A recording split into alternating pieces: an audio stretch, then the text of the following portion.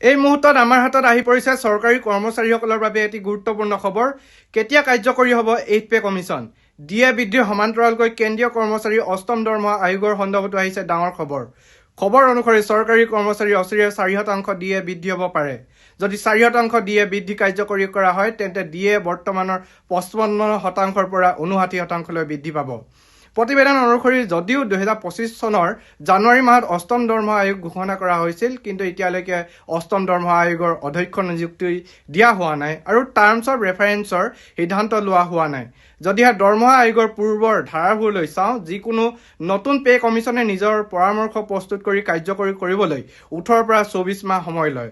এনে পৰিস্থিতিত অষ্টম দৰমহা আয়োগৰ পৰামৰ্শ সন্দৰ্ভত সম্ভৱতঃ 2027ত কাৰ্যকৰী কৰিব পৰা যাব। অষ্টম দৰমহা আয়োগ কাৰ্যকৰী নোহোৱালৈকে পুৰণি দৰমহা গাঁথনিৰ ভিত্তিত কেন্দ্ৰীয় কৰ্মচাৰী ডিএ বৃদ্ধি পাই থাকিব। 2026 চনৰ 1 জানুৱাৰীৰ পৰা নতুন দৰমহা গাঁথনি কাৰ্যকৰী হ'ব আৰু একে তাৰিখৰ পৰাও ইয়াক বকেয়া দিব পাৰিব।